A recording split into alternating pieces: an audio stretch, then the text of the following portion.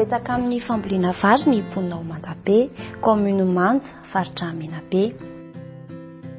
Nandritry ny taona maro anefa dia nisy ny fahasomban'ny tohi-drano sy ny foto-drafitr'asa fanondrahana ary ny fahateran'ireo hidin-drano na ny vaniny. Ka niteraka tsy fahampin-drano, vokatry ny fahaverezana be loatra ary niteraka disadisa teo amin'ny samy tantsaha.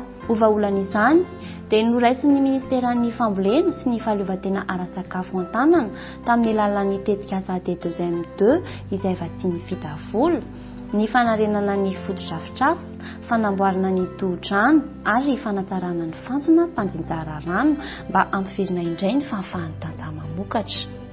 Dia izay moa ny tomponsana D2M nanao ireo partiteur marobe ireo dia nanao traité ny sisiny ity dia hatramin'izao zany mandeha tsara ny rano, tsy misy olana any. Soranay na D2M fa raha tsy teo ireo dia mbola nijaly avao ireo mpambony ireo satria tsy ampy le rano. Nanaraka izany ny fampiofanana ireo tantsaha mahakasika ny fitantanana iombonana ny rano. Teo ihany koa ny teknika mpamokarana moderna. Mambokatra le olo amin'izao. Sarotra amin'ny tena mahita 5 tonnes l'hectare zahay fa eo amin'ny 2 tonnes 3 tonnes misy mahita an'izany l'hectare amin'izao noho ny fandalovana D2M teto satria marobe ny zavatra niova. Taloha le olo manao repicage traditionnel fa amin'izao efa miova an'izay fa manao eseri, manao esera, milamina le olo fa voakarakara koa le voly. D2M koa mananampy amin'ny fanomezana masomboly dia vao maika amin'ny tombo. Niteraka fiovana lehibe teo amin'ny famokarana araka izany ny fanarenana ny foto-drafitr'asa hydro-agricole ao Manjabe ny hitatra ny velaran-tany voatondraka ka nahazo 20 hektara fanampiny. Azo antoka bebe kokoa ny famatsin-drano, ny hena ny disadisa teo amin'ny mpampiasa rano ary natanjaka ny fandrin-drano ao amin'ny fikambanan'ny mpampiasa rano na ny AUE. Taloha tena tsy nisy rendement talohan'izay. Nanomboka nanomboan'ny ketsovary maro anaka io dia nisy rendement tokoa.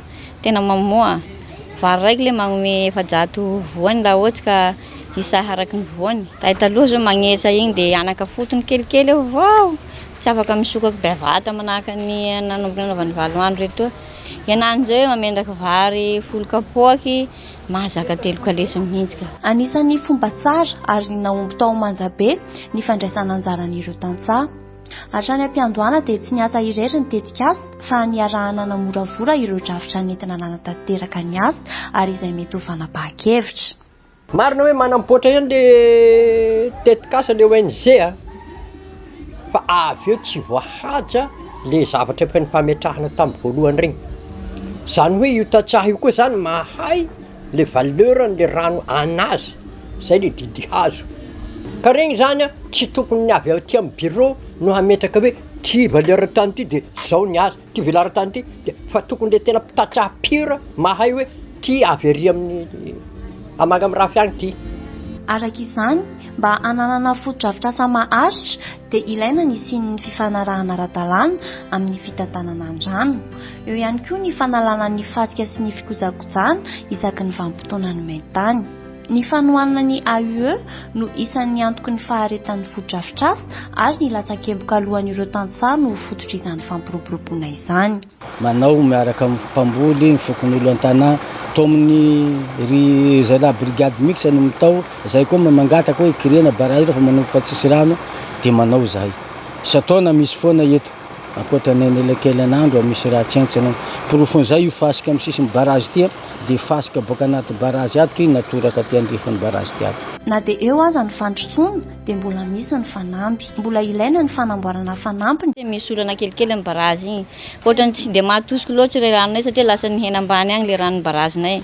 Dia io barrage mihitsy zany le tena tianay hovaha hoe mba tokony hoe amboary ndraiky hasoasoan'ny barrage io. Mba ho fampaharetana ny zava-bita dia napetraka ny rafitra fitantanana ny rano ifanarahan'izay entin'ny AUE ary tohizana ny fanohanana maharitra avy amin'ireo teknisian'ny fambolena eo an-toerana. Zahay dia efa vonona hitantana izay tandrify anay. Indrindra moa ny barrage fa ny kanaly mandehany dia vonona zay mitantana azy. Tsy misy olo hafa manao an'io zay fa tsisy baikona D2M intsony fa misy asa ataonay dia mampahafantarana sirae zahay taoko tsisy olana fiarahanay miasa amin'ny ministeran'ny fambolena.